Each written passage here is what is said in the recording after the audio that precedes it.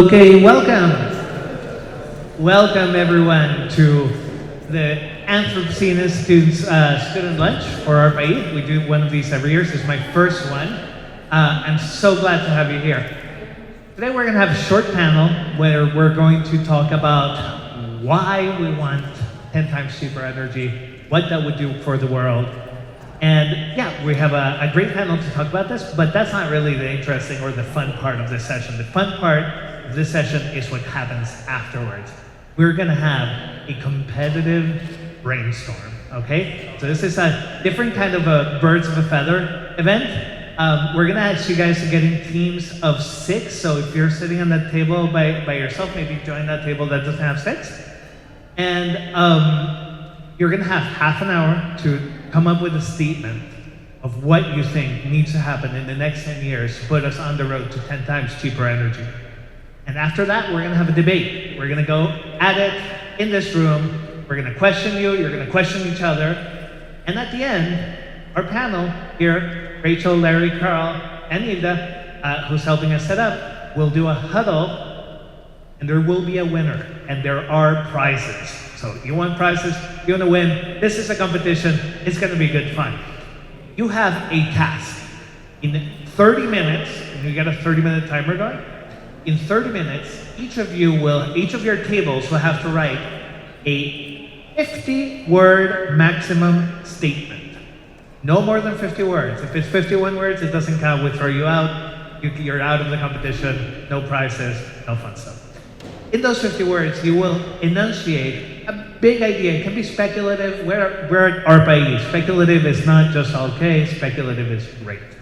And in those 50 words, you're going to tell us what your vision is for what would have to happen over the next 10 years. We're not going to reach 10 times cheaper energy by 2036, but we can be well on our way to that goal by 2036. So the question is, what would need to happen in the next 10 years to put us well on the road to 10 times cheaper energy in 50 words or less?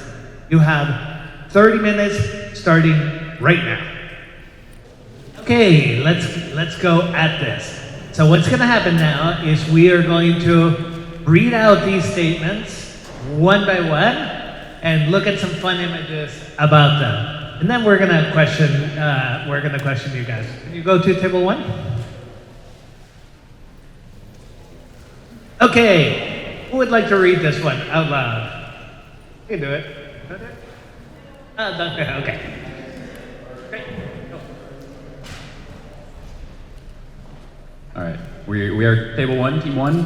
To achieve 10 times cheaper energy, our approach is to change government policy to enable fast adoption of novel technologies. This includes permitting, licensing, and regulation. Increasing generation on the grid will focus on lower cost energy solutions. This will all be achieved without compromising safety. Thank you. Okay, so, yeah, go. Don't be scared. So this is what AI made of. Yeah. So here's the question for you. I think the first thing that comes to mind if you want to put policy and regulation first, is if we're talking in an American context, it's really not one dragon you have to slay, it's a bunch of them, because there are a bunch of regulatory agencies, and there's a bunch of state and local. There are a lot of veto points in the US. So how is this idea defensible when you can't perform American governance? That's the point of it. Get rid of them. Most of them. More bureaucrats. Okay, anarcho-capitalist regulation, that's one approach. That will get us there. Yeah.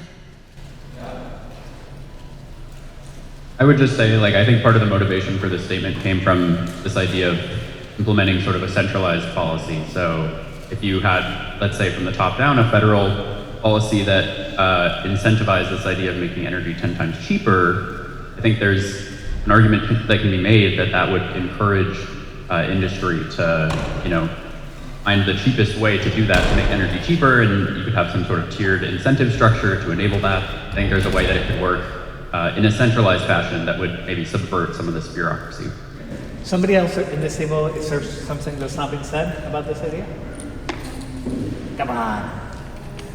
I mean, one of the issues facing generation right now and building new generation for these new large loads is that it's so hard getting them interconnected with the grids because it just takes so long. There's so many in the queue. So if we can improve our approval process and get more connected faster, then there'll be more on the grid, more competition, and drive down prices for consumers. Okay. So we have anarcho-capitalist grid management on table 1. Let's go to table 2. Table 2, who wants to read on behalf of your idea? We said some of the similar things regarding the policy. Yeah. The technology for cheaper energy already exists through a renewable multi-energy pathway. Cost-effective energy is gatekept by utility monopolies, so policy is needed to enable local, environment-specific energy options that the public is informed about. Increasing accessibility of multi-energy pathways and storage capability allows widespread adoption and reliability. So you settled on this multi-energy pathway idea. Who can sort of break that down for us? So the idea that we were talking about is that every area in the United States oftentimes relies on a different type of energy. That's, perhaps wind in the Midwest or solar in California. Each area of this very large country depends on a different type of energy that's most applicable to, what is locally available. So multi-energy pathways not only allows for perhaps like a locally decided upon most viable energy source, as opposed to being sort of dictated from the top of what energy we're going to use, but having it be a community solution, what is not only most regularly available, but most easily storable if it is renewably generated. So that gets us to this idea of localized energy, which would obviate the need for the complicated distribution infrastructure that your competitors at table 1 were worried about. Who else wants to say something on behalf of this idea? No? Are we okay? You want to go one last one? As was just said, the U.S. is in a very unique position when it comes to energy, just due to the diversity of the environments that we have, as well as the political climates, and like the size of the population spread out. But if you go in and focus on a different case study, for example, in Uruguay, in 2008, they were completely reliant on fossil fuels, more or less, for their electricity generation, and through government policy, they were able to make the transition over the past 17 years, and now in 2025, they're up to 99% renewable energy generation for their grid, which has not only been great from a climate perspective, but it's also driven down the price of energy by 50% from what it was in 2008, so that's not including inflation. So I think if we can implement some of the ideas there, whether that's on the state level, whether it has to be a little more localized than that, in individual communities, we can kind of use that as a case study and a model to build forward from in our suggested multi-energy pathway. Awesome. So the Uruguayan option, me encanta. She got a table 3. Oh, we're out of 4. There we go. Table 3. Is this the right one? Yeah.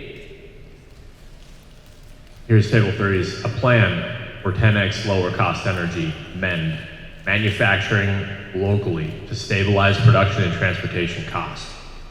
Efficiency gains, efficiency gains on current infrastructure for short-term cost savings. N, nuclear investments for future baseload and current data center demand. D, decentralized generation to reduce transmission losses and stabilize the grid. Who wants to talk a little bit about how you came to this thing? So we started off talking about how we think the general trend is going towards nuclear, but on a 10-year time span, it's not realistic that we'll be able to get a significant amount of it online. In the short term, in terms of nuclear, we could use SMRs for the data center demand, but in terms of the short-term energy, reducing the cost of energy, efficiency gains in our existing system is the most reliable and well-documented way to do that. But there's a strong emphasis on decentralization here and infrastructure efficiency gains as well. How did that get on there and why? Yeah, so I think something that we thought about a lot is using the best source of energy for a given location. So for some place like Arizona, right, their best source of energy, their cheapest source of energy will be solar because of the natural environment there. Same applies to wind. And so this decentralized power is really how you can see a greater impact within that time is to kind of do what's best for your local area. Then you're losing less in transmission. You're also hopefully implementing technologies that make existing power better. And that's something that can really apply within the next 10. Amazing. We're going to move on to table 4, which is back here. Oh, we never got to see the fun. Yeah, there we go. Let's go to table 4. There we go. Would like to speak up on behalf of.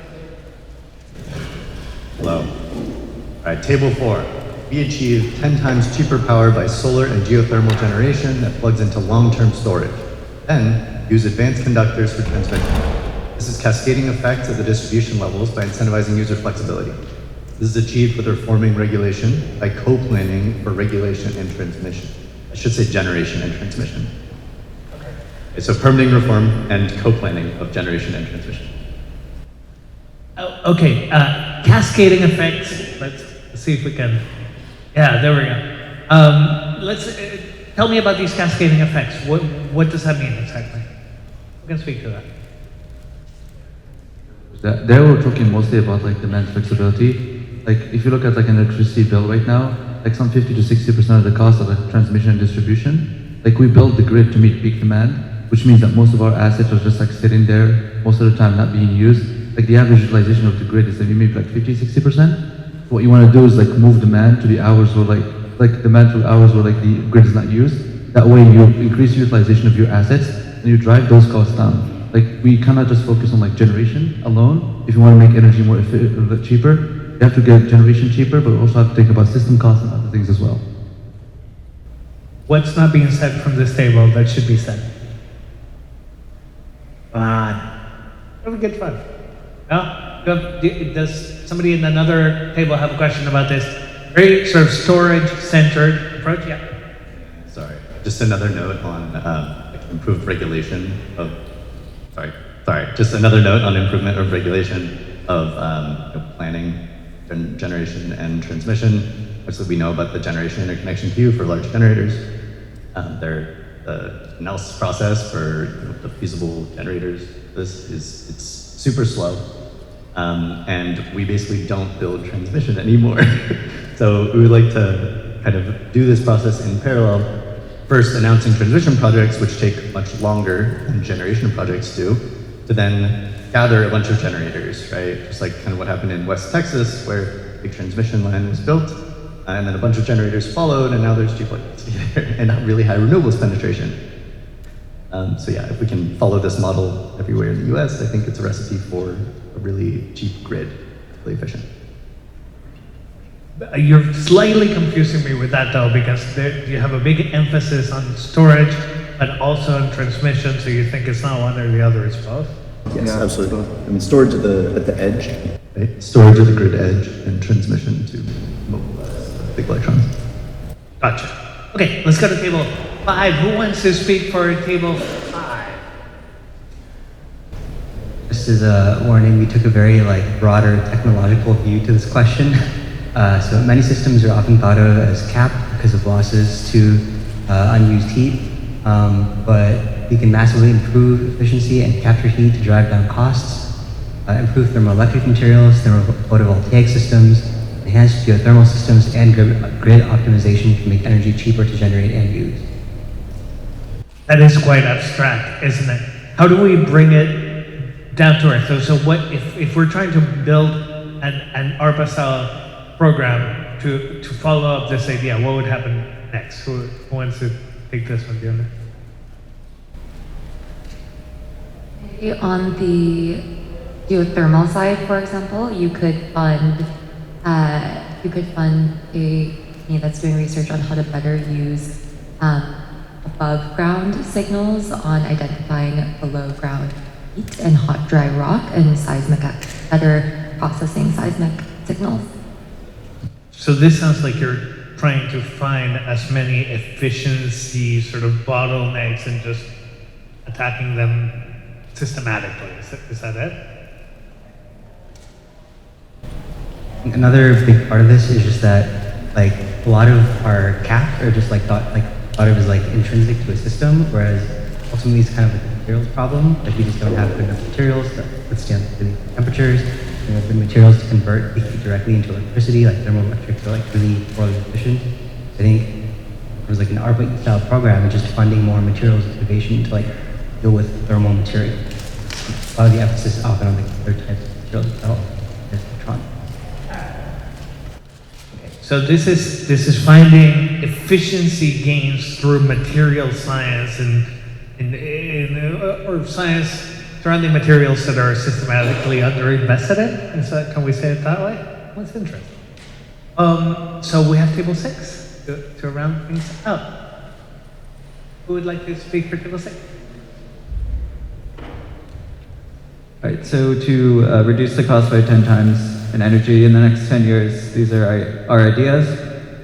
First, deploy a diversified firm energy mix, for example, fusion, superhot geothermal, and hydropower to ensure reliability.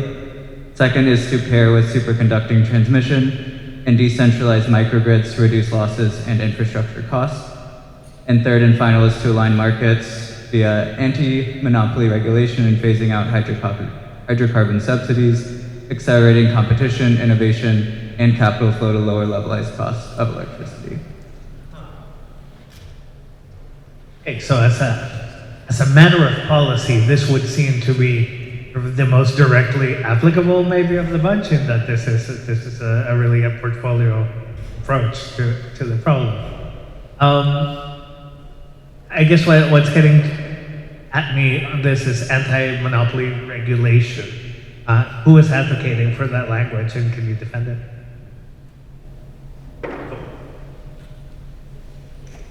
I think right now what you see across the US is that you have these monopolies who control electricity production in different states. For example, in California, you have PG&E in like the northern part of the state. And because of this, there's no opportunity for competition to drive down prices. And what that allows these people to do is just keep the market rates at what they are rather than allowing them to be adjusted in a more like free market manner. So it's really critical that we introduce competition so that we can force prices down. That is difficult to do, for sure, but it's a worthy goal.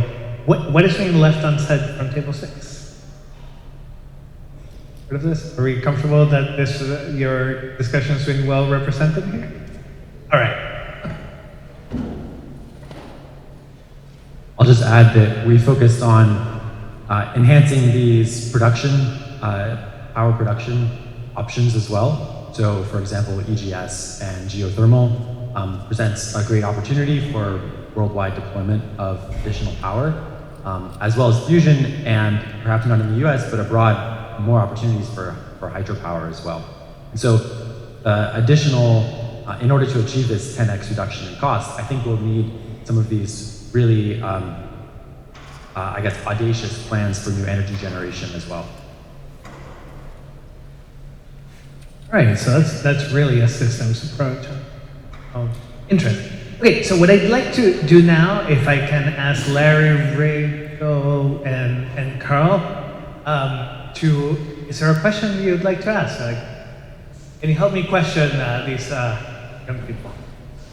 So, a lot of the discussion that's come out of these is the problem of essentially authoritative regulation. How much is that really the problem? Show of hands. Regulation. Okay. And another one is decentralization. How much is decentralization of power important? Show of hands. Okay.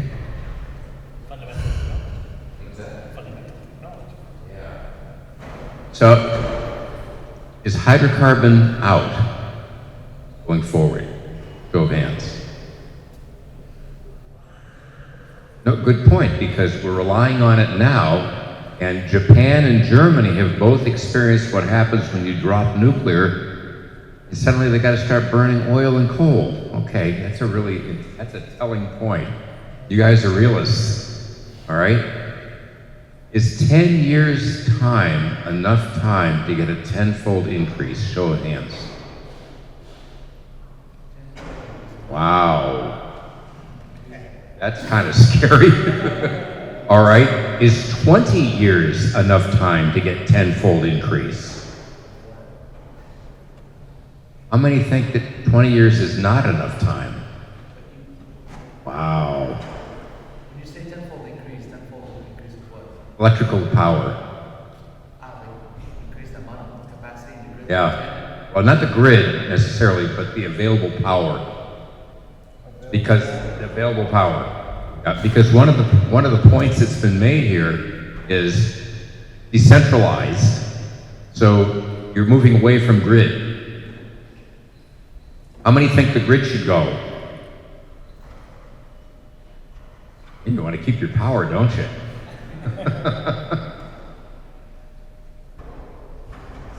Carl, you got some questions here to throw to them?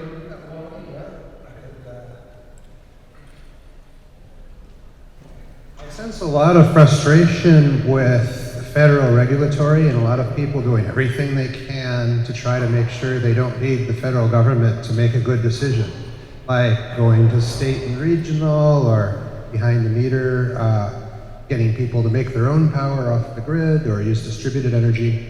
And those are all valid approaches, but I'm old enough to remember the 1980s when the federal government was making much better decisions and corporations had internal research departments that did basic science really well. And some things have gone wrong in capitalism that make public companies much more myopic and short-term focused than they used to be. I think that we know how to run a non-corrupt government that serves the people much better. We used to do it, and it's kind of boring stuff, but meritocracy and civil service, making sure congressmen aren't getting mostly kickbacks for preserving the status quo, making sure financial incentives for all of our institutions are aligned well with the people's needs. And I think we can get back to that, but it requires political organization, which requires setting up groups that have leaders who are imperfect and are working on behalf of the people for something like cheaper energy. That's one reason why we talk about cheaper energy, because there's no advocacy group out there that's saying, hey, let's make energy cheaper. Engineers could do it if they were asked, but nobody's asked them, and the utilities don't want it. And if the utilities work for the politicians, or the politicians work for the utilities, it's not going to happen. So this is not that hard a problem to break, but it's not going to happen without political activism. And you don't need to be that frustrated. Politics is doable. We've solved big problems before. But if we just let corruption take root and control everything forever, then it's not going to get better. Okay, so now I'm going to ask Carl to come back here, and we need to choose a winner, guys. So come back here. Because I realize you'll need just an aid memoir, and the computer has it. So you can go through. Okay.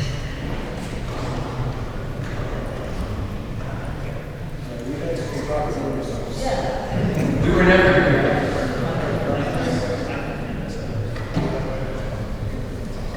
We do accept bribes. And we only have a few minutes left until we have to leave this room. So just encourage everyone to stand up and like meet people from other tables probably because yeah, Rachel had to run, but Rachel was telling us that like half her career has been built on people she met at an ARPA Summit student lunch.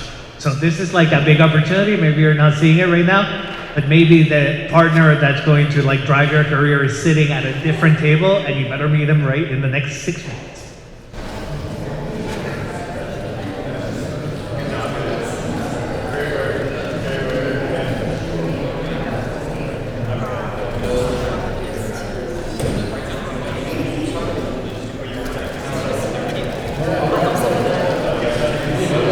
Means you come in second place, we will have some goodies for you. But the grand reality champion this time is table 1. Yay! So please come out, members of table 1, come out. We have goodies. Gift cards instead for the winners. Yay! Yeah, you have to shake Hitler's hand. There we go.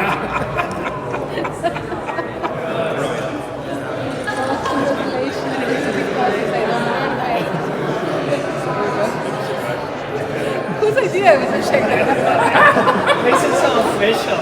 It's so official. I actually came back to it. Oh, yeah. It's so nice to meet you. It was so much fun. There you go. Nice to meet you guys. Congratulations.